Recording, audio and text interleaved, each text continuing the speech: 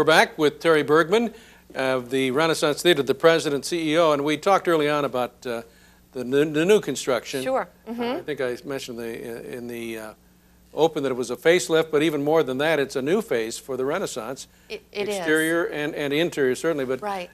And you see, it really broke this into phases? We did. The Capital Imagine project is broken into 2 phases right now. One is a $5.4 million Phase 1 addition, and it's addition with some renovations that will come into the house. Phase 2 is $1.4 million, and it really addresses the upper levels of the existing theater to put in a club and a performance center, loge boxes in the balcony, and we will have wait service to those loge boxes. And we didn't just dream that up because we want loge boxes. We're really responding to what our business owners and consumers have asked us for.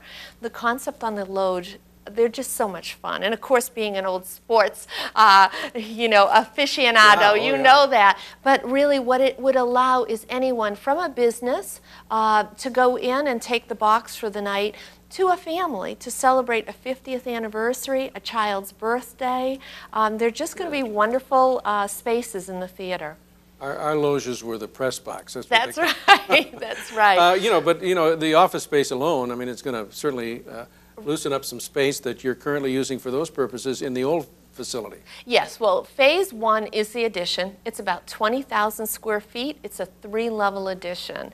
What it allows us to do is center all administration on the upper level so the communication and flow of business is good.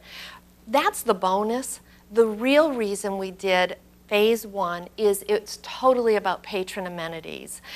If you come into the theater on a busy show, you're going to bump into someone, and I mean physically bump into someone. So we've really enlarged those gathering spaces. The restrooms are 2.5 times what we have, and they're modern.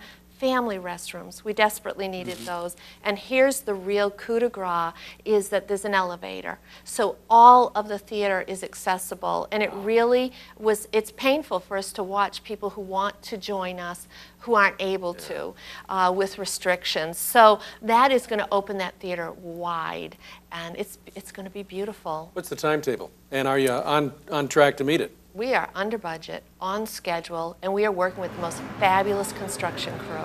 We really are, and we are going to open that building in January, and be ready to go. The whole place. Might as well give them a plug. It's Imhoff Construction from over in Wayne County, right? It is, and they're doing an incredible job. It is a wonderful team effort. I'm thinking of this, knowing the theater as I do, and when they open the new space, that is the old Jones furniture store. If you don't, before that, okay. Between that now, when you weren't here, but what happens to the current lobby? Well, the current lobby stays just like it is, and I love that because we're in a historic theater and we're trying to preserve as many spaces exactly the way they are. Well, you won't enter there anymore, but you will be able to exit if we need to.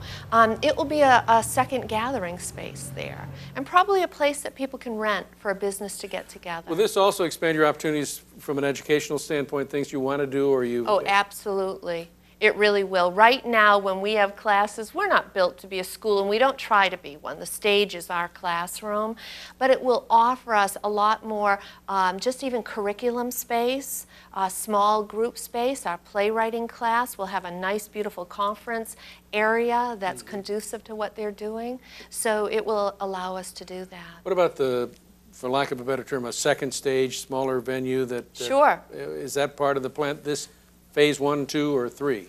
Well, Phase 2 addresses the second performance space. It's very small. It's a very small performance space. It would have permanent seating in a club concept to have about 100 people up there. Small stage. We could have a vocalist from a jazz band to whatever, and it will be very, very nice.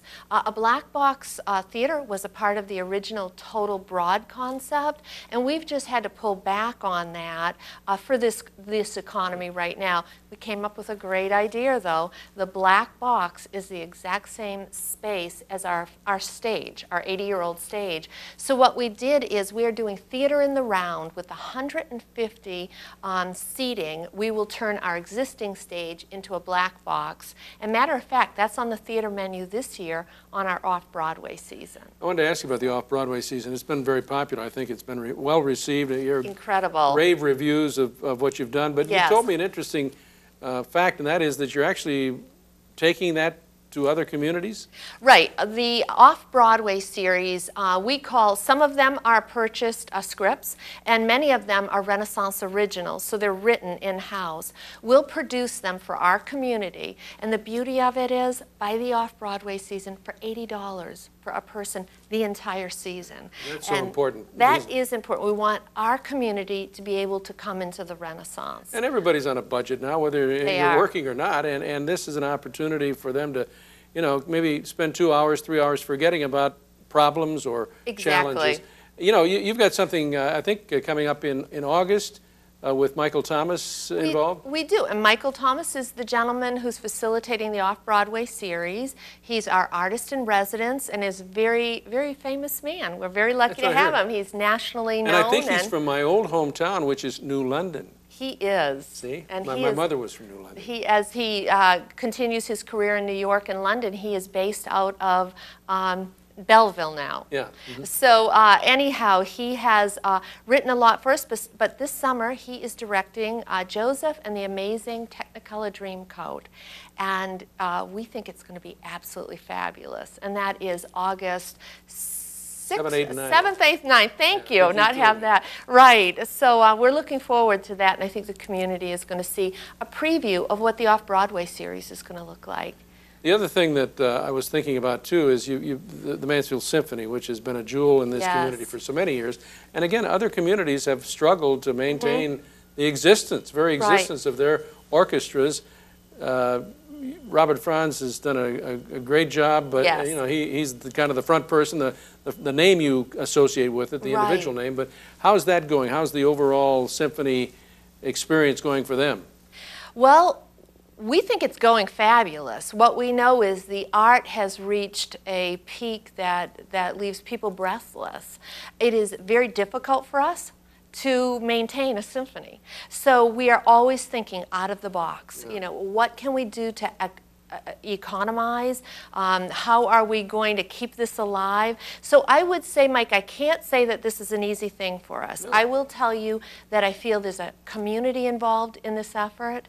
Robert Franz has been incredible about cooperating with us when we need to minimize something. Our musicians have gone beyond anything we should ask of them. So it is from A to Z a total effort, but it will continue to be a struggle.